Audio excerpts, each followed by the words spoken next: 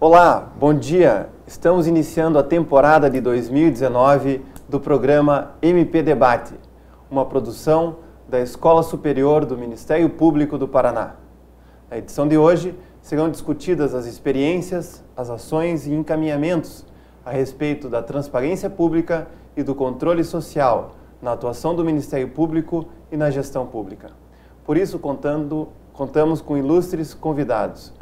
O coordenador do Centro de Apoio das Promotorias de Justiça de Proteção ao Patrimônio Público e à Ordem Tributária e do Centro de Apoio Técnico à Execução, o CAEX, o Procurador de Justiça do Ministério Público do Paraná, Dr. Bruno Galati, da diretora executiva do Observatório Social do Brasil, Rony Enara, e do secretário municipal de Gestão Pública de Londrina, Fábio Cavazotti.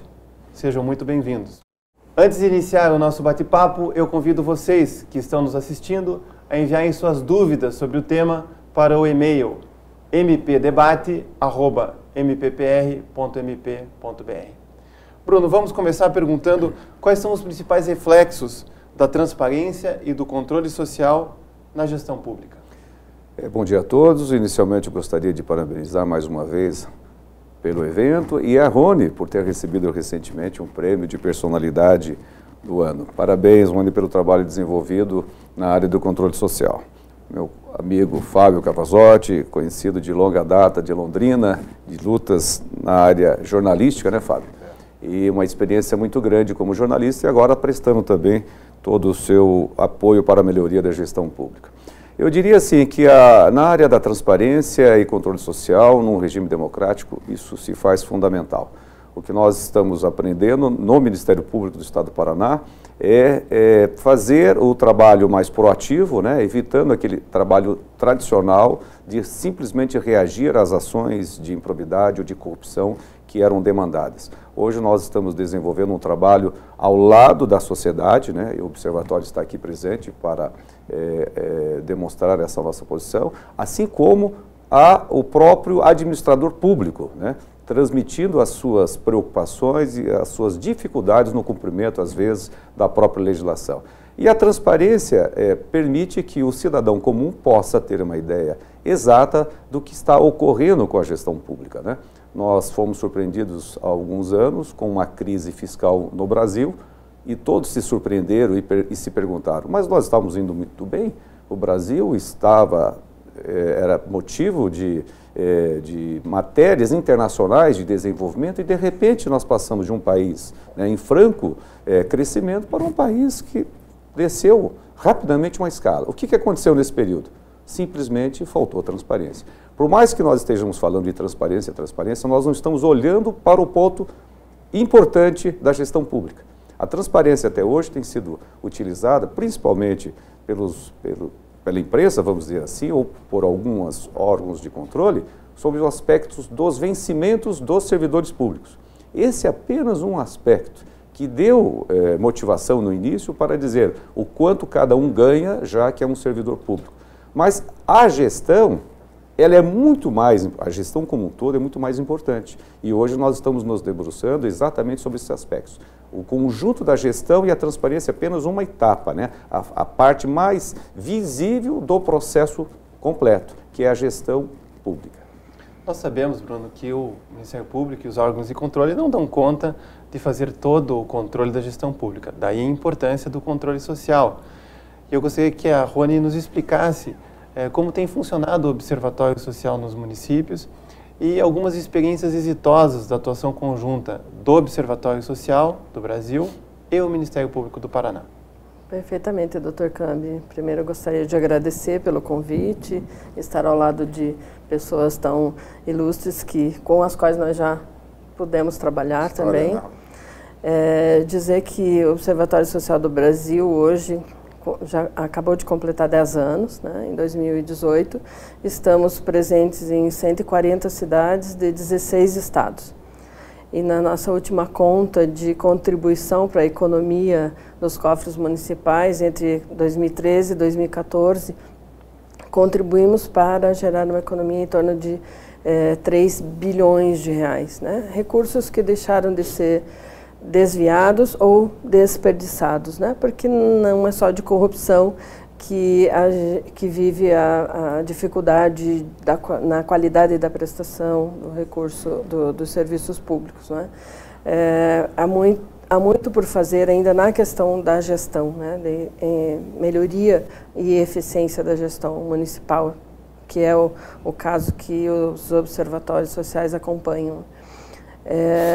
E no Paraná, especialmente, nós estamos com 32 cidades e tivemos muitas ações exitosas com o Ministério Público. Começamos já há alguns anos na questão dos portais de transparência, né? Daquele projeto conjunto que o Ministério Público do Paraná desenvolveu para fazer o monitoramento dos portais de transparência, né? Então, pudemos aprender com o Ministério Público e obter ferramentas, checklists, para poder realmente acompanhar e fazer esse monitoramento, né? Se os portais de transparência nos municípios estão adequados à lei e estão realmente disponibilizando as informações que os cidadãos têm direito e precisam. Outra ação que para nós, dos observatórios, foi muito importante foi a questão dos indicadores, né? Como o Ministério Público do Paraná instrumentalizou os promotores no interior a acompanhar os indicadores da prestação de serviço das prefeituras nas diversas áreas, né, de saúde, de educação. Isso também nos trouxe bastante ferramentas, né, para fazer esse acompanhamento junto com os promotores. E são inúmeros os casos, né, nas cidades, nos observatórios, em ações de parceria com o Ministério Público, como em Irati, quando se fez auditoria cívica na saúde e apresentou seus relatórios para a Prefeitura e para a Câmara. E o Ministério Público teve um papel preponderante para fazer com que as questões apontadas, as melhorias indicadas fossem implementadas, né?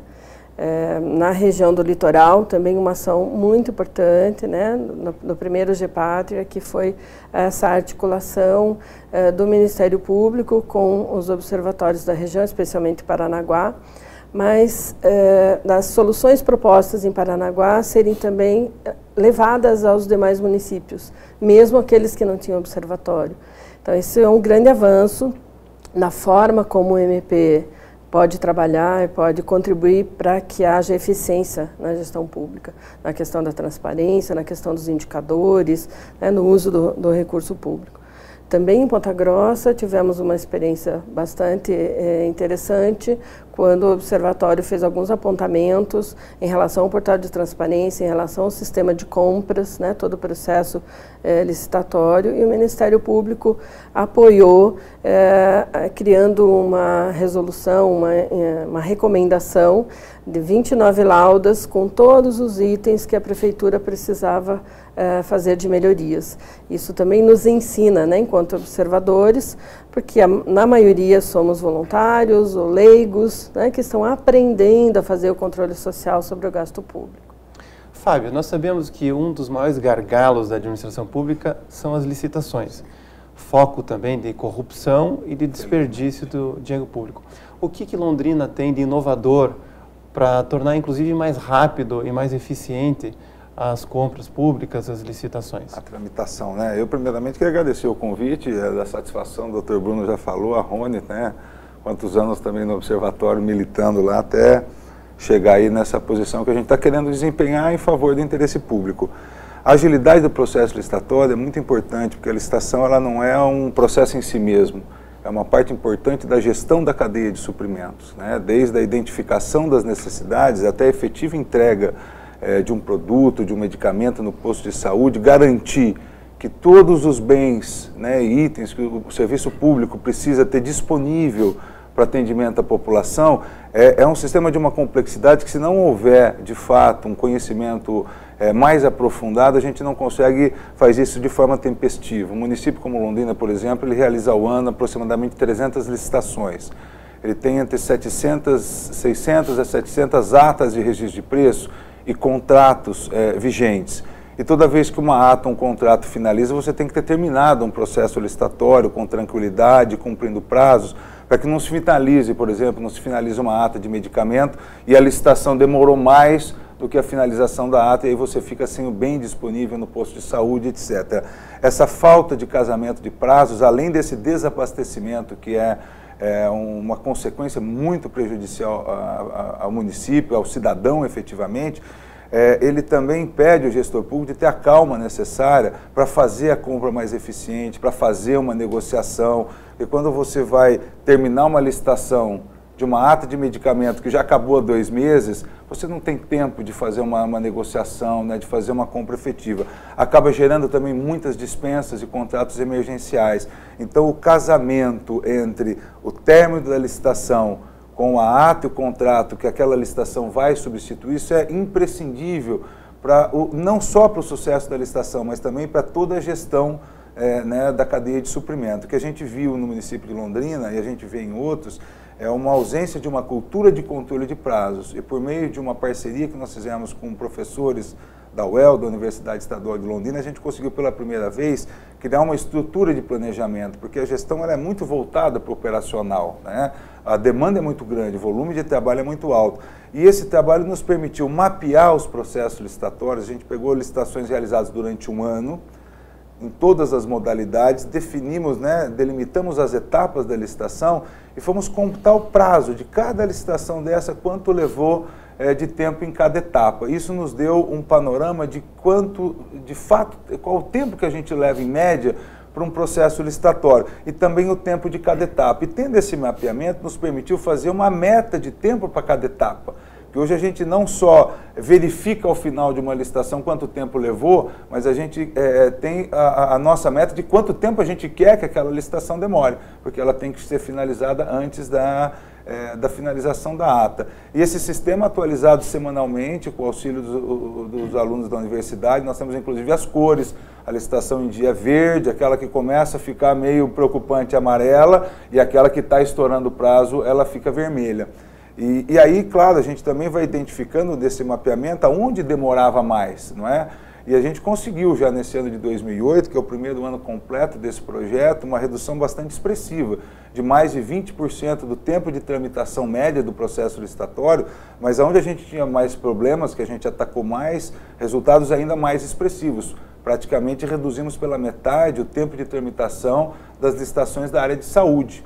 Então, aquela falta de medicamentos que a gente tinha, hoje praticamente os medicamentos em Londrina que não estão disponíveis são por problemas de mercado, um fornecedor que não está entregando, uma falta de um princípio ativo, mas não mais aquela situação insustentável de você não ter um medicamento porque a licitação atrasou, porque a gente não fazia essa lição de casa. Então, isso nos ajudou a reduzir demais as compras emergenciais.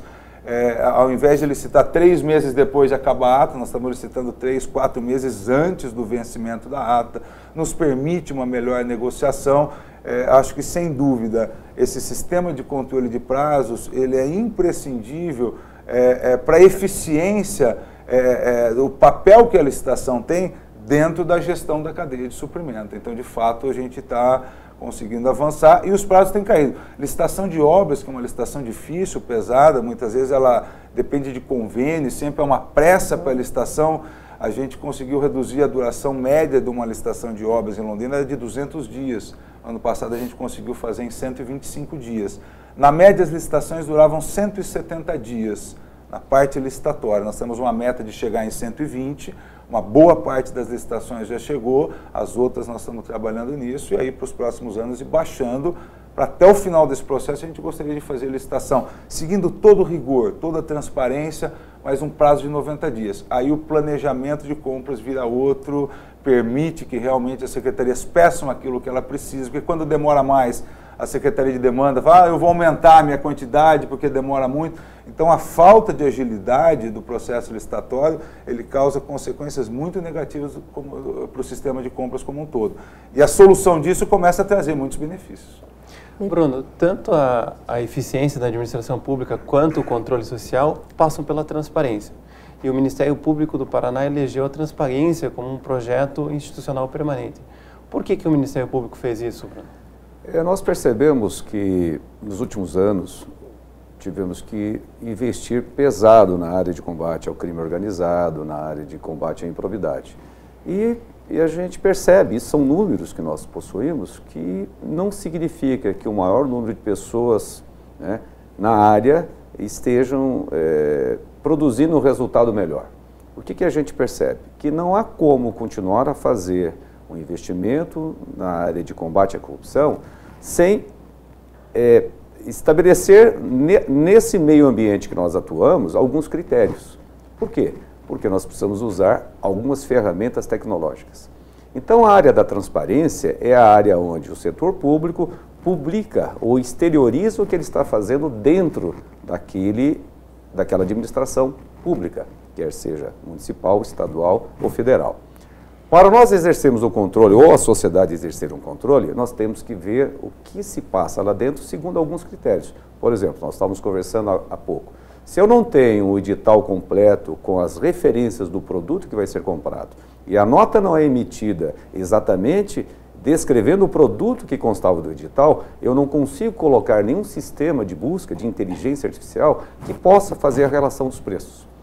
Então, se nós não pensarmos desta forma, nós não vamos, daqui a 10 anos, conseguirmos fazer um monitoramento das licitações, por exemplo, ou da compra de remédio, né, por exemplo, usando sistemas, porque nós não resolvemos essas pendências. Então, a transparência para nós, aqui no Paraná, nós estabelecemos critérios básicos, mínimos, porque quando se fala hoje em telefonia, você tem um critério de telefonia. Quando você fala de transmissão de modelo de televisão, você tem um critério europeu, americano ou chinês, mas você tem um critério. Se você não tem um critério, você não consegue estabelecer parâmetros. Na área pública, cada município age de acordo com o seu interesse. O Estado também estabelece as suas portarias e a União procura resolver o seu problema. Isso não vai dar certo. Então, o que nós fizemos há 8 anos? Fizemos um contato com toda a classe política municipal, os municípios foram chamados, os prefeitos, os presidentes de câmaras, fizemos uma reunião com a sociedade, né, Observatório Social, OAB e outros órgãos de controle, para estabelecer critérios mínimos e fixamos esses critérios como aqueles básicos para o controle na área da transparência. Hoje nós estamos, então, evoluindo, né? Então, a partir dessa fixação de alguns critérios que possam servir de parâmetro, nós passamos, então, a criar, estamos trabalhando nesse sentido, ferramentas tecnológicas que irão permitir, em tempo real, né, nós observarmos o que realmente está ocorrendo com a gestão pública. E a melhoria por trás, né, da transparência, que é, como o Fábio falou aqui, né, metodologias e técnicas, né, que avaliem, né, o tempo, o resultado exatamente produzido, a eficiência da administração pública, porque se nós atacamos apenas o problema da corrupção, nós não resolvemos, né, o problema por trás da corrupção, que é o ambiente em que as administrações hoje estão inseridas, né, com funcionários às vezes não totalmente preparados, capacitados, sistemas obsoletos, né, falta de um apoio político, né, de planejamento, né, poucos ainda entendem o que é planejamento. Planejamento hoje é uma obrigação, né, necessária, ferramenta fundamental em qualquer área de uma administração pública, em qualquer setor. Nas nossas famílias nós temos que fazer planejamento, imagina na área pública.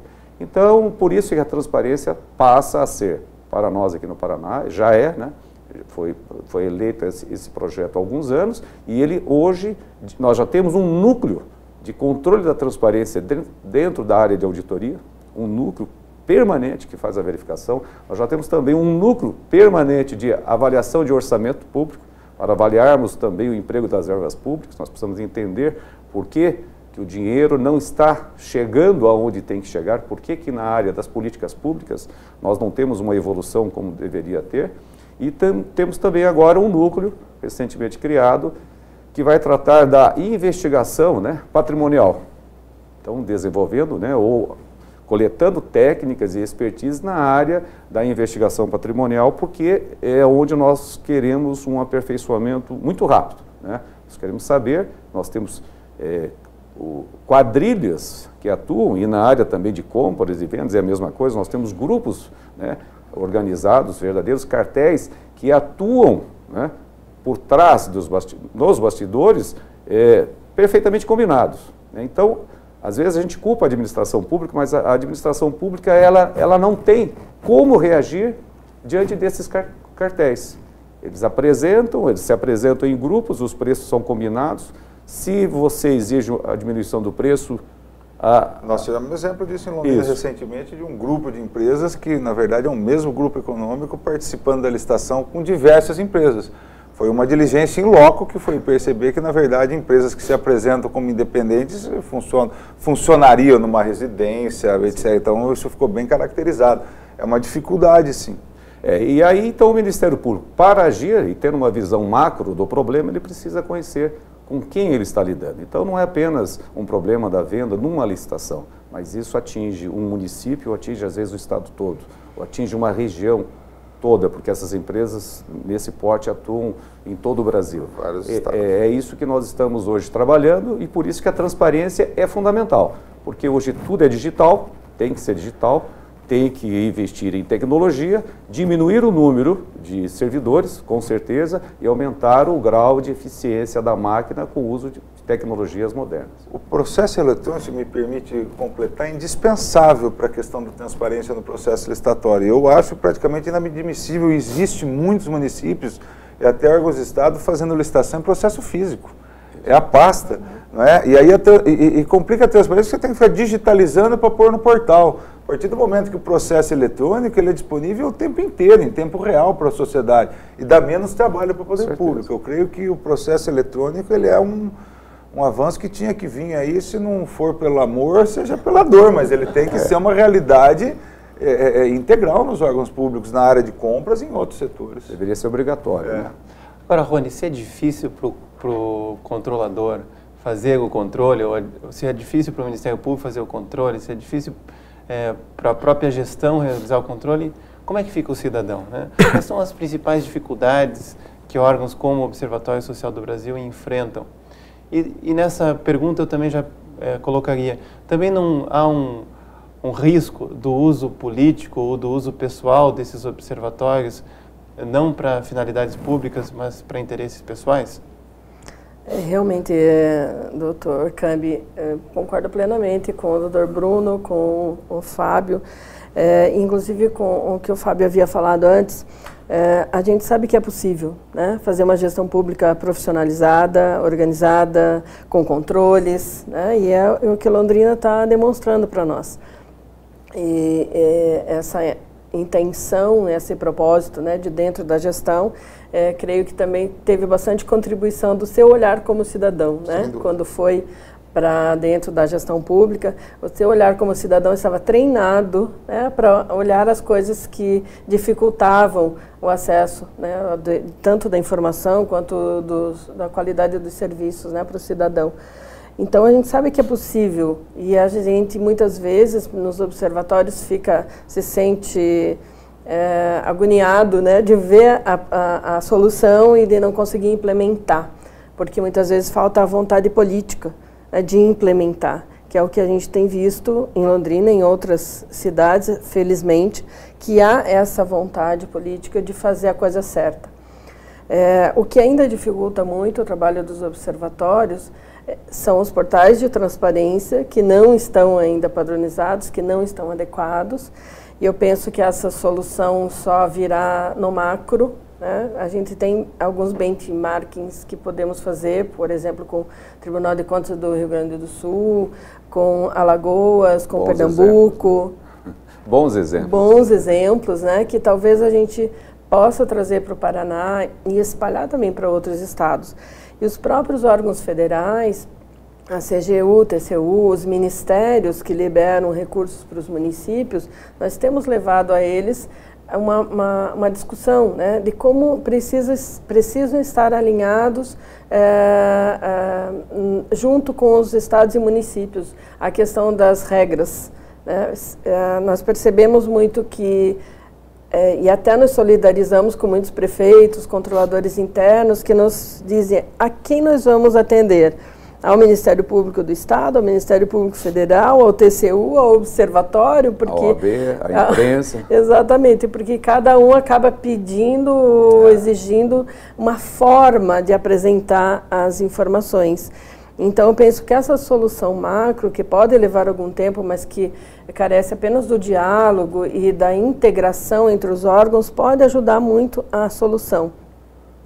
E uma das outras dificuldades, né, são tantas dificuldades do cidadão a fazer o controle social, está voltado mesmo à desestruturação, o aparelhamento de alguns instrumentos, como são os conselhos municipais. Os conselhos municipais de políticas públicas, em algumas cidades, eles são pro forma, né? Eles estão apenas no papel, né? E não atuam ou não são qualificados para realmente fazer o seu papel de controle social. Então, nós temos um longo caminho ainda pela frente para organizar todo esse estado de coisas, não é? E em relação à sua segunda pergunta, do risco que os observatórios correm, né, de serem usados politicamente, esse é o risco número 1 na nossa análise de riscos do compliance. Nós estamos em processo com o Comitê de Compliance, definimos as políticas internas, né, de compliance e de integridade, e o risco número 1 é esse. Desta ferramenta tão cara para a sociedade, construída a tantas mãos há mais de 10 anos, né, no cenário nacional, realmente de não cair em mãos erradas, né, vamos dizer, para o uso político.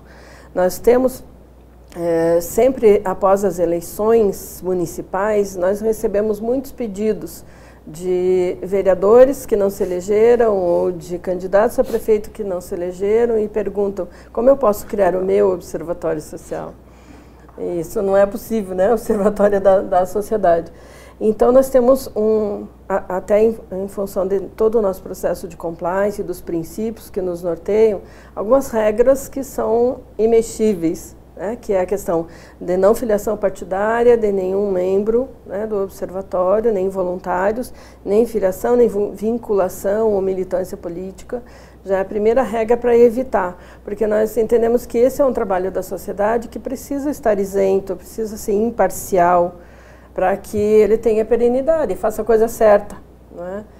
E uma série de regras que a gente foi criando ao longo desse tempo, inclusive entrevistando as pessoas que procuram o Observatório do Brasil para criar o observatório na sua cidade, né? Toda a metodologia que utilizamos sempre sendo atualizada a partir da experiência das cidades, para que a gente vá blindando esse trabalho e ele possa ter perenidade sem ter influências políticas. Fábio, o que é difícil de explicar para o cidadão comum é saber por que uma prefeitura paga num pneu 10 e a outra prefeitura no mesmo pneu paga 20, paga 30, paga 40. O que o município de Londrina teria para nos dizer a respeito da definição do preço base de produtos e serviços para evitar essa disparidade de compras de preços diferentes e que trazem prejuízo ao patrimônio público? A experiência que eu trago nisso aí tem muito a ver com a atuação no observatório. Durante 8 anos, acompanhando a licitação, sempre um ponto que nos preocupava era um preço máximo do processo licitatório muito acima do que você encontrava no mercado. E reiteradamente a gente ouvia, não só em Londrina, mas em outros municípios, não, mas esse é só o preço máximo, depois quando vier o pregão cai. Então, nunca havia visto essa preocupação. Primeiro que a legislação diz que o preço máximo já tem que ser um preço de mercado. Então, essa alegação de que ele vai cair no pregão não substitui a necessidade de formar um preço máximo da maneira correta. E também, se você tem um preço máximo muito alto em setores em que há uma coordenação entre os licitantes, fica difícil para o poder público lá na hora, uma licitação de 200, 300 itens com 20, 30 licitantes, conseguir detectar que o licitante não combine, né? Eu não dou proposta para o lote 1, 2, 3, você não dá para o outro e fica... Então é um risco muito grande, sim, também de fazer compra em valores altos quando o preço máximo não é ajustado ao mercado. A lei de licitações, ela fala que o preço máximo tem que ser um preço de mercado, mas não define exatamente qual é a metodologia disso. Usualmente, se desenvolveu a prática de ir ao mercado e pedir 3 orçamentos. Eu vou comprar cadeiras, eu vou nas empresas que fabricam aquele objeto e peço orçamento 2, 3, né? E ficou aceito por muitos anos que isso era suficiente para eu definir o preço de mercado. E, na verdade, a gente sabe que não é. Nunca foi e continua não sendo. O fornecedor, quando é requerido a ele um orçamento, ele não faz o seu preço realmente de mercado. Ele imagina que aquilo vai passar por uma licitação, ele sempre coloca um preço mais alto. Mas já de muitos anos há outras ferramentas que permitem a gente aferir o preço efetivo de mercado. Internet, que durante muitos anos, quando era de observatório, era crítico, quer dizer, a gente ouvia críticas, a gente dizia, não, mas por que não vamos olhar na internet? Está disponível, então uma pessoa, um cidadão hoje no Brasil que vai comprar um bem, não vai dar uma olhada na internet, ainda que aquilo não baste, eu não posso entrar num site, pegar um preço de promoção, existem todos os cuidados. Uma outra ferramenta que é imprescindível, quantos outros órgãos públicos estão pagando naquele bem? A gente tem que estar olhando o preço licitado. Então, há praticamente 2 anos atrás, nós fizemos um decreto municipal estabelecendo a metodologia de formação de preço dos processos licitatórios, estabelecendo a coleta de no mínimo 4 referências de preço, uma a mais. O preço vigente no município para aquele bem, ele faz parte desse processo. O município de Londrina é o 2º maior do estado, então ele deve ser o 3º, está entre os 5 maiores compradores de qualquer bem no estado do Paraná, não é? Então aquilo que quando a gente licitou, já passou por uma sessão de lance, ele tem que ser levado em consideração também. E priorizando, antes de orçamento de mercado, preço praticado por outros órgãos públicos, não é? Essas revistas especializadas, banco de preços, a ferramenta da nota fiscal, que o Ministério Público foi fundamental para algo que a gente também já vinha demandando, que é poder pesquisar o preço efetivamente praticado na base de notas fiscais eletrônicas. Cada vez mais esses bancos de preço, como o Banco de Preços em Saúde, que traz preços praticados pelos órgãos públicos. Então, são ferramentas que a gente joga na planilha, no mínimo 4 referências, fica com as 3 menores e tira a média. Se ainda assim ultrapassar em 30% o preço que está vigente no município, a gente já fez uma compra eficiente, a gente estabelece esse teto de 30%. Com isso, houve uma redução muito grande dos preços máximos. Eu me lembro que licitações as primeiras, por exemplo, uma de medicamento, de 14 milhões de reais, veio para 11 milhões de reais o valor máximo, quase 300 itens, aplicando essa metodologia. Compramos esses itens, né? E o preço final muito melhor do que as compras anteriores. A gente conseguiu reduzir em Londrina, após esse decreto, o preço de aproximadamente 75% dos medicamentos. Uma licitação de 200 itens, mais de 150 passaram a ter um preço final menor do que a compra anterior. Não é uma comparação com o preço máximo, eu acho que é efetiva a aferição de uma economia. Se eu estou pagando R$10 um produto, faço uma compra nova, estou conseguindo R$ 9,90, R$ 9,50, efetivamente está aferindo. Então, em média, a gente conseguiu uma redução de 10%.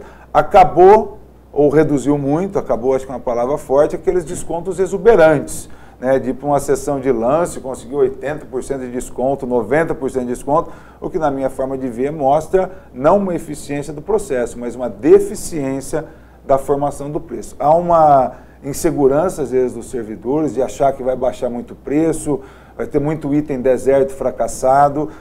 Há uma experiência que você vai ter que ir tendo, realmente existem setores em que a oscilação, por isso a ferramenta do banco de preços e da nota fiscal é importante, que você consegue saber, detectar essa oscilação do mercado, porque de fato por que comprar? Se eu abrir uma licitação e não comprar um medicamento, é uma frustração, porque a pessoa vai...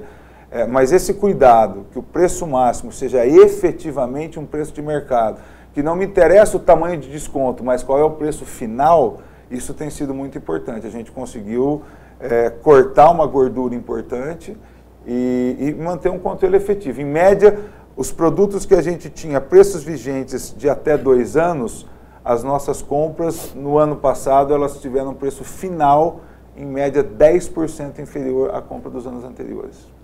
Bruno, o cidadão todos os dias se depara com notícias de corrupção, na televisão, no rádio, no jornal, muitas delas com investigações do Ministério Público e outras que não aparecem e acabam levando a esse índice elevado de corrupção no Brasil. O que o Ministério Público do Paraná tem feito para aperfeiçoar as investigações para o combate à corrupção e à fiscalização do patrimônio público? Bem, Cambi, É fato, é notório que nós temos no Brasil um problema muito grave de corrupção. Nós podemos apontar várias causas, problemas, nossa colonização, nossa influência, a nossa falta de uma correta educação, de cidadania.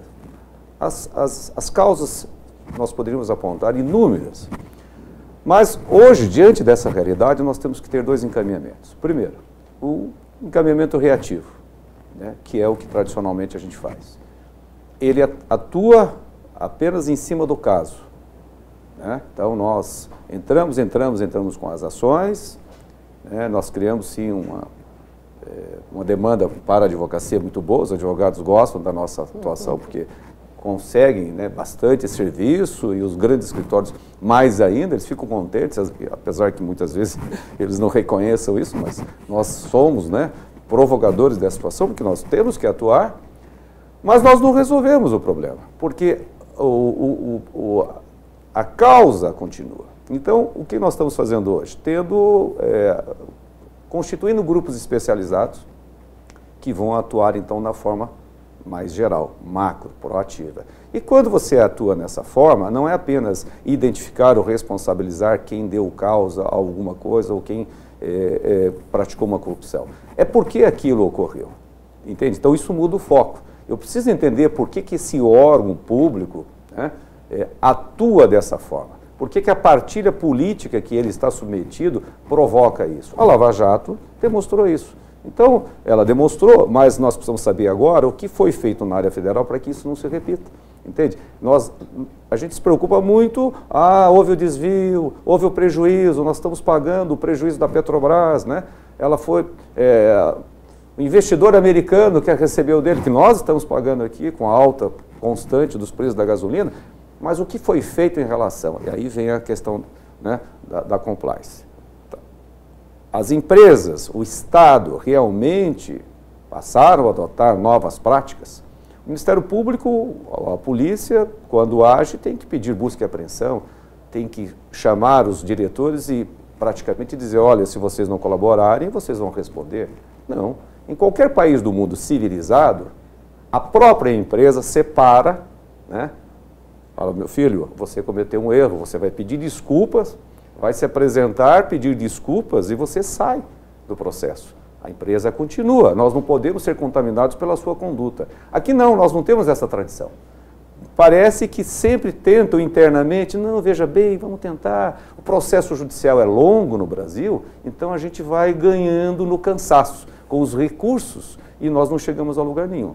Então essa mudança que nós temos que fazer, né, é uma diferença de postura ética, exatamente de todos, quer na área privada, quer na área pública. Eu não faço distinção entre a área privada e a pública, muita gente faz essa distinção, dizendo a área pública tem problema. Não, a área privada tem problemas iguais à da área pública, porque ela também demanda com a área pública, sabe? E repercute os mesmos vícios, né? Quer por doações ilegais de campanha, quer por vinculações políticas, né, de cargos, para que ela possa dominar o setor público. Então, o Ministério Público do Estado do Paraná está investindo, criando uma área técnica especializada, criando know-how para que ele possa enfrentar essa situação. Então, se nós temos um problema na licitação na área de remédios no Paraná, nós vamos ter que ver o todo. O que está acontecendo? Quais são as empresas? Quem são os sócios dessas empresas? Nós temos médicos, servidores públicos que participam dessas empresas e participam do edital de licitação que lá na frente compram o mesmo produto? Isso o promotor, o cidadão, o promotor comum, na sua vara, na sua promotoria comum, ele não tem condições de saber. Ele precisa de recursos, né, de apoio que possam apresentar todos esses dados para um planejamento da sua ação. É isso que nós estamos hoje trabalhando, né, com o apoio inclusive das universidades, né, você mesmo sabe o que tem sido feito, porque uma pesquisa aplicada e não aquelas pesquisas que eram feitas apenas sem nenhum compromisso de mudar a realidade, uma pesquisa aplicada vai mostrar exatamente isso. Esse órgão público não tem nenhuma governança, não tem controle interno, não tem nenhuma preocupação com o interesse público. Ele simplesmente atende aos interesses políticos de quem está no comando. E aí, Rony, só para completar, a sua fala anterior, sobre a questão dos conselhos municipais, nós temos ainda na área da transparência um vazio enorme, vamos dizer, um buraco negro, porque hoje nós não temos a administração indireta, cumprindo as regras da transparência como deveria, e não temos o terceiro setor. Então, toda essa área hoje representa um investimento do Estado enorme, e nós não sabemos o que está acontecendo ali. E esse ano, no Estado do Paraná, nós estamos entrando, aproveitando a mudança de governo, uma nova administração, com foco exatamente nesses setores, de tal forma que a gente tem, então, toda a área pública, né, administração indireta e terceiro setor, porque hoje há uma terceirização muito grande em determinados setores, e essa é uma questão política que não nos interessa se tem ou não terceirização, isso é uma decisão política. Mas se o Estado está fazendo terceirizações, que a população possa acompanhar, né, a execução desses contratos, quem são as pessoas, o local, o horário de funcionamento, né, o investimento que está sendo feito, e o Ministério Público e os órgãos de controle possam, através de ferramentas mais tecnológicas, alcançar e ver o resultado que isso está produzindo. Então a mudança é nesse sentido, Câmbio. Rony, chega uma pergunta aqui do Thiago Luiz Mendes da Silva, que é oficial de promotoria lá em Jaguariaíva, e ele pergunta o seguinte: como estimular a criação de observatórios sociais em municípios pequenos do Paraná, onde geralmente há um vínculo maior das pessoas com a administração pública? E na sequência disso eu gostaria de te perguntar quais foram as ações do Observatório Social que motivaram o prêmio que a revista Veja concedeu à instituição na categoria Políticas Públicas. Ok, Dr. Cambi, o Tiago, que nos assiste, o que temos feito em relação às cidades pequenas? Então, há muitos observatórios em cidades de 30 a 40 mil habitantes. E nas cidades menores, menores que 20 mil habitantes, não tanto pelo número de habitantes, mas pelo tecido social, né? Então, cidades que têm uma associação comercial, clubes de Rotary, de Lions, tem uma universidade ou uma faculdade, que tenha organizado uma OAB local ou uma associação de contadores, por menor que a cidade seja, mas que ela tenha esse tecido social de entidades representativas, é possível criar um observatório, porque elas vão dar suporte para que os voluntários do observatório consigam desenvolver bem o seu trabalho. Quando não há essa possibilidade, o que nós temos encontrado de solução é uma cidade maior, próxima, que tenha observatório social, que possa fazer uma ação de regionalização, né? Fazer a parte técnica do acompanhamento de licitações, por exemplo, nesse observatório regional. E um núcleo naquela cidade menor fazer a parte mais operacional, mais ligado também à educação para a cidadania, que é fundamental, que é o nosso segundo eixo muito importante de trabalho. Então, há várias possibilidades, né? Então, quando recebemos uma solicitação de uma cidade menor, nós fazemos primeiro essa pergunta, né? Que entidades podem dar o suporte para o trabalho? Porque nós precisamos de representatividade. Nossa regra número 1 é não filiação partidária, a regra número 2 é representatividade. O observatório não deve ser de um grupo pequeno, né, de um grupo de amigos apenas. Ele deve representar a sociedade, né, deve ter representantes de diversos segmentos da sociedade. Então, nós estudamos caso a caso, né, como conduzir. Em relação a... Antes de responder a sua segunda pergunta, eu queria fazer esse comentário, né, de quanto que é importante essa visão de práticas honestas na relação público-privada. É um tema que está sendo usado, inclusive deve ser o tema do nosso terceiro Congresso Pacto pelo Brasil, para trazer setor público, trazer empresários e trazer a sociedade civil, como o Dr. Bruno falou, para discutir isso. A relação público-privada, ela não é apenas na relação de compra, né, ou de compra e venda com o setor público, mas são todas as relações que as entidades, que as empresas, que os cidadãos têm com o setor público em algum momento, para buscar uma certidão, para buscar uma licença ambiental. e mesmo entre as empresas, né? Então, nós fazemos a parte do GT Anticorrupção, do Pacto Global no Escritório do Brasil, e nós tivemos uma reunião ontem e discutimos justamente essa questão de como interiorizar, que é uma proposta que nós temos levado para eles já há 2 anos, de como interiorizar as ações que estão sendo pensadas pelo Escritório Pacto Global, né, da ONU aqui no Brasil. Porque já há muitas iniciativas sendo feitas para a questão da integridade, levar às pequenas empresas a visão da integridade, cumprindo a lei anticorrupção. Porque as grandes empresas, elas têm condição de comprar serviços, né, de consultorias especializadas, mas as pequenas empresas não têm essa condição financeira. Então, nós estamos implementando ações com o GT Anticorrupção do Pacto Global, junto à nossa Escola da Cidadania, para levar os cursos de integridade, de compliance para as pequenas empresas. Mas também para a gestão pública, porque é perfeitamente possível, né, e é necessário que prefeituras, que todos os órgãos públicos, as câmaras de vereadores, tenham essa visão e implementem ações de integridade. Porque é na formação dessa cultura que a gente vai conseguir mudar o Brasil. Porque nós podemos implementar ferramentas fantásticas de controle, mas se não estimularmos a cultura para a integridade, para as práticas honestas, nas relações entre as pessoas, entre as empresas, nós não vamos avançar, né? Porque as ferramentas, mesmo tecnológicas, elas abraçam uma parte do processo, mas não abraçam o comportamento, né, das pessoas, dos servidores públicos, dos empresários. E a gente tem certeza, nesse trabalho dos observatórios, que há muitos servidores públicos que são bons, que estão disponíveis, querem fazer a coisa certa, mas muitas vezes eles não têm capacitação ou não têm ferramentas, né?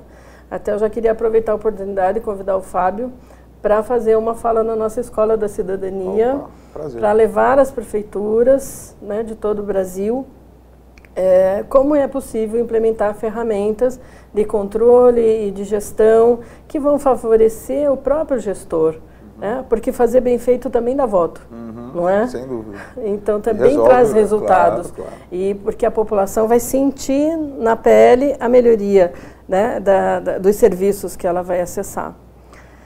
Então, voltando à sua segunda pergunta em relação ao Prêmio Veja-se, nós fomos realmente tomados de surpresa, porque as pessoas que são indicadas ao Prêmio Veja-se por diversas fontes, né, que a revista tem no Brasil inteiro, e nós fomos indicados, né? Então nós nem sabíamos, né, desse trabalho todo, e fomos indicados, e isso mostra muito do nosso reconhecimento, né?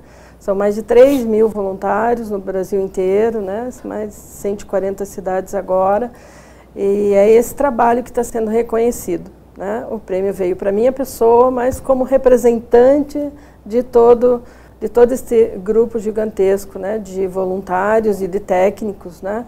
10% dessa força de trabalho de técnicos, 90% são voluntários, de diversas áreas, né? Empresários, advogados, contadores, professores, estudantes, né? O Fábio conhece bem, e o Dr. Galati também já nos acompanhou, o Dr. Cambi esteve conosco em muitos eventos.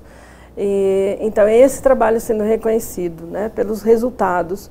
E, então, são 10 anos de atuação, de buscar parcerias, alavancar ações com órgãos federais, com órgãos estaduais, com a sociedade civil, com as federações empresariais, com o Conselho Federal de Contabilidade, com a AB Nacional, para que realmente nós consigamos dar estrutura, conhecimento, know-how e ferramentas para que qualquer cidadão que esteja na sociedade, que esteja nos ouvindo agora, né, possa se valer deste material, criar o seu observatório ou apoiar o observatório na sua cidade.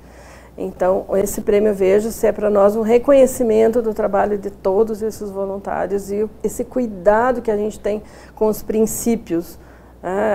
Às vezes até eu sou chata, até dos nossos grupos de WhatsApp, com os observatórios, nos nossos encontros, porque eu fico cobrando que nós sempre mantenhamos o respeito aos princípios e que nós façamos a coisa certa, mediante ofício, que não vamos para a mídia fazer alarmismo, porque nem sempre a gente está certo, né, Fábio? Não é o provocativo, né? É o construtivo, é o propositivo, né? É propositivo o nosso trabalho, então a gente precisa realmente ser guardião. E eu me coloco como uma guardiã e uma representante de todas essas pessoas. Eu acho, se eu pudesse complementar, eu acho que essa questão da corrupção é um desafio extraordinário para o país, porque é um ambiente que é propício à corrupção, quer dizer, as regras são frouxas, como o Dr. Bruno está falando. A gente descobre casos de corrupção, carros, e as regras continuam as mesmas. Infelizmente, a fila da corrupção anda, se eu não mudo a regra, o espaço permanece. Um promotor de Londrina uma vez me contou uma coisa que eu nunca esqueci. Ele entrevistou, tomou um depoimento de um cidadão que tinha sido pego num escândalo daquele, e quando terminou o depoimento, está lá redigindo, o rapaz falou para o promotor assim, mas doutor, sabe como é que é? Eu assisti uns 2, 3 anos atrás um esquema que vocês estouraram, lá 30 milhões de reais. Eu pensei, nossa, se eu conseguir pegar só 3 para mim já está bom. Então a pessoa pegou um caso absurdo, de corrupção, né? Que estava sendo levada à prisão e ela estava vendo que uma parte... Então assim, se a gente não muda o ambiente, aí eu acho que é importantíssima essa questão do observatório, de tirar o cidadão do lugar comum, mas também regras preventivas, porque a corrupção ela precisa ter... Essa questão da atuação do COAF, que nós vimos lá na Assembleia do Rio de Janeiro, eu fiquei pensando, esse filtro que o COAF...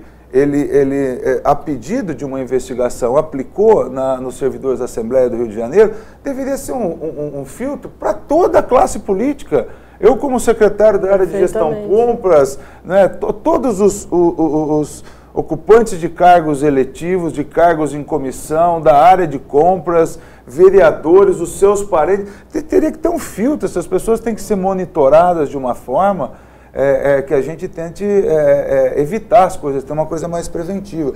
E do ponto de vista dos municípios, nós temos lá aquela obrigação de entregar a relação patrimonial, né, para verificar. Isso vai parar na gaveta, 99% dos municípios não faz uso nenhum. Cadê o banco de dados? Cadê o banco de dados? Cadê o uso, a avaliação que se faz? Eu vi uma experiência da Controladoria do município de São Paulo, na época que o Dani, da CGU, trabalhava, que foi um grande parceiro dos observatórios. Eles foram mapeando aqueles servidores, chegaram num grupo de risco, que eram fiscais de alguma área, eles detectaram uma fraude de 500 milhões de reais a partir dessa identificação. Então a gente acaba atuando um pouco preventivamente. Nesse sentido, Fábio, vem uma pergunta do colega Nivaldo Basotti, lá de Maringá, do GEPATRIAS, do Grupo Especial de Proteção ao Patrimônio Público e Improbidade Administrativa, porque você traz o exemplo de um grande município do Paraná, que é Londrina, um dos maiores do país, mas nós sabemos que a realidade do Paraná é composta, 80% dos nossos municípios tem menos de 50 mil habitantes, com grandes dificuldades de gestão.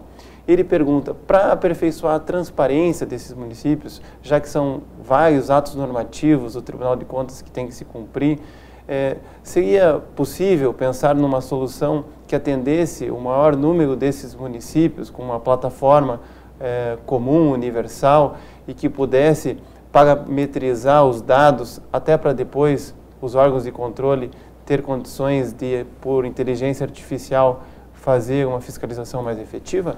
Eu concordo, eu acho que a pergunta dele traz aí uma sugestão, né? Eu acho que é o caminho, a padronização dos processos é um caminho indispensável para a gente avançar, não só na transparência, mas também na eficiência. Eu imagino que deve ser muito difícil a vida dos pequenos municípios, por exemplo, com a área de software. Um software é hoje uma ferramenta indispensável para você melhorar a gestão pública, mas o conhecimento para você fazer essa contratação, ele não é pequeno. O município de Londrina tem uma equipe de software, mas ainda assim é bastante complicado. E como está na lei de licitações, o contrato tem seu período. A cada 4 anos, o software não é nem 60 meses, é 48 meses, você tem que estar licitando aquilo de novo. Agora, imagine uma organização de grande porte ou uma empresa que a cada 4 anos possa mudar o sistema de gestão dela, que é isso que a lei de licitações nos exige. Então, você acabou de licitar um software, dali 2 anos e meio você já está começando a fazer o termo de referência para licitar de novo. E há um temor muito grande no setor público da migração desse software, que é um software que faz prestação de contas para o Tribunal de Contas, é uma coisa de extraordinária complexidade. Você trocar essa empresa, você pode ter problema de migração que vai te gerar responsabilidade perante o Tribunal de Contas. Infelizmente, o que acontece muito é que se mantém o termo de referência muito igual, quase que para evitar essa migração. É quase que um direcionamento por um receio, não vejo nem má fé do servidor que trabalha naquilo, mas é uma dificuldade muito grande. Portanto, se a gente tiver a capacidade no poder público de desenvolver algumas ferramentas que sejam comuns aos municípios, primeiro que isso dá padrão, todo mundo atuando de uma mesma forma, não é? E seguindo aquele processo, a gente vai conseguir ter uma eficiência maior. E se vier do poder público, aquilo passa a ser uma ferramenta permanente, que eu não tenho que ficar licitando. Então, por exemplo, a gente tem cobrado, o doutor Bruno Galati também tem participado disso, o Estado do Paraná, por meio da Celepar, tem uma ferramenta que é usada no governo do Estado, um programa chamado GMS, desenvolvido pela Celepar, e no Estado ele é usado desde o controle de estoque, identificação da demanda, quando começar uma licitação, porque abaixou aquilo lá, ele é um processo que, o processo licitatório também é feito por esse mesmo sistema, depois a parte financeira e a prestação de contas, ele é integrado do controle de estoque à prestação de contas. Eu fico pensando, e a gente tem conversado e vendo assim, como isso seria auspicioso, um ajuste desse programa para a realidade dos municípios e um oferecimento para os municípios usarem o mesmo programa. Você imagina se a gente tiver 399 municípios usando o mesmo programa do controle de estoque, a prestação de contas. Tiver que pagar um valor, vamos pagar, mas é um órgão do Estado, né? O meio legal existe, a vantajosidade econômica, imagino que seja muito maior. Essa proposta, Fábio, se me permite complementar, e também respondendo ao Nivaldo, nós já estamos tentando, há algum tempo, definir esses critérios, né? E o sistema que foi proposto aqui no Paraná seria mais ou menos esse. Nós teríamos um critério básico de padrão de informação, porque nós nos preocupamos lá atrás com a apresentação dos dados. Ninguém se preocupou com o layout. O município, por exemplo, tem a informação, mas ele está numa camada difícil de acesso. Mas você não tem como responsabilizar esse órgão, porque ele vai dizer, eu tenho a informação. Entende? Aí você vai ter que discutir se aquela informação está num grau de acessibilidade ou não, que aí fica muito difícil você discutir isso na justiça. Então, se nós tivéssemos mesmo esse padrão, e nós estamos trabalhando em cima disso, o Paraná, o MP tem os requisitos que foram definidos, nós estamos aprimorando isso, trabalhamos para que seja criado o GMS municipal, né? Com o governo anterior nós fizemos essa interlocução e vamos iniciar agora com o novo governo, quem sabe, né? Agora nós consigamos um bom termo a esse respeito. Você imagine 399 municípios, todos eles precisando licitar um sistema para a mesma coisa, o ganho que você poderia ter se você tivesse um padrão aí, uma atuação, nesse caso do governo do Estado, mediando e oferecendo essa solução. Eu não tenho dúvida que é uma política, né? Nós precisamos de uma política estadual de apoio à transparência. Essa política podia prever isso, a cessão de um software básico com esse módulo. Eu estava até pensando, não existem os conselhos de secretários de educação, de saúde, de propor aí para os principais a criação de um conselho de administração dos secretários municipais da área de compras públicas, para que a gente também tenha uma interlocução maior dos órgãos compradores, porque quem olha de fora acha que ele está certo tudo errado. Não, para quem quer fazer certo é muito difícil. Hoje em dia, esse ambiente de combate à corrupção que nós temos, que é altamente positivo, mas ele leva um temor também ao servidor que está lá dentro, de boa índole, que é honesto, e que muitas vezes tem medo de fazer alguma coisa e de ser mal interpretado. Então, também dá segurança. Eu falo isso muito lá na secretaria, porque quando você vai mudar, né, vem um receio. O que nós não podemos ter medo é de fazer errado, mas de fazer a coisa certa nós não podemos. E há também um medo de inovação dentro do setor público, que esse auxílio vindo de cima, de Ministério Público, para dar conforto, para que as pessoas comecem a usar, dar o seu melhor. Segurança. Porque também tem retraído as pessoas que poderiam estar fazendo mais dentro dos municípios. E o próprio cidadão, não é, Rony? Se você tem 399 portais de transparência diferentes. E modos diversos de encontrar informação, não fica consegue. Difícil, ou mais difícil para o cidadão fazer o controle social, não é isso? Isso, e daí também usamos muita mão de obra, né? Para isso. Se nós tivermos um padrão, nós podemos ter um robô que vai nos ajudar e dar celeridade para análise dos portais e também poder fazer comparativos. E nesses comparativos, inclusive, ajudar os municípios. Né? Então, a gente pode identificar boas práticas em alguns municípios e levar para os outros. Né? Então, é bom para o cidadão, é bom para o controle social, é bom para os órgãos de controle, mas é bom também para os municípios. Né?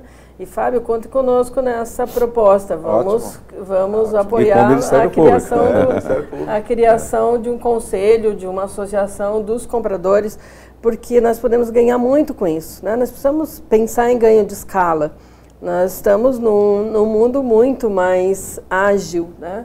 E na gestão pública nós estamos ainda usando ferramentas muito antiquadas, vamos dizer assim, e pouca capacitação. Que essa é uma das coisas que eu penso que nós podemos contribuir bastante, por isso nós criamos a Escola da Cidadania, para ter cursos para o cidadão, curso para a gestão pública, curso para os empresários, né? E nós podemos criar muitos temas, podemos criar diversos cursos para que os compradores façam melhor as suas compras, para que nós possamos instrumentalizar os controladores internos e também os fiscais de contrato, né, que a gente brinca no meio dos observatórios, o agente 67, né, que é do artigo 67 da Lei de Licitações. Que o fiscal de contrato muitas vezes não está preparado e não tem os instrumentos ou não está empoderado para fazer a sua ação. Está chegando agora essa cultura de fiscalização de contratos. Inclusive, essa visita a Curitiba, acabei aproveitando para me inteirar sobre isso. Até um município grande como Londrina, nós temos muito a avançar. Eu acho que é o momento de, dentro do nosso processo que eu estava colocando aqui, primeiro nós demos uma organizada no processo licitatório, mas sem dúvida, a área de fiscalização de contrato, normativos, né, a função, a atuação coordenada entre gestor e fiscal, cada um na sua responsabilidade, manuais de fiscalização.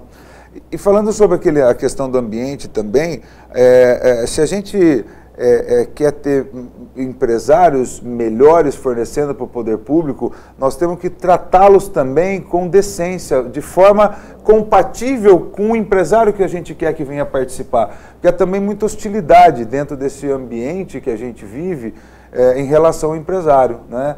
Então, nós, enquanto órgão comprador, temos que pagar em dia, a gente tem que ser muito claro, a gente está criando lá, por exemplo, um manual de fornecedor, né? Nós queremos estimular a participação de empresas novas, sair daquela empresa que só participa de licitação, mas essa empresa ela precisa de informação, ela às vezes não sabe pedir, fazer um pleito, montar uma proposta e depois na execução do contrato. Então, a gente também tem que tratar, como se um ambiente de integridade, tratar pessoas íntegras com integridade, ela se senta respeitada.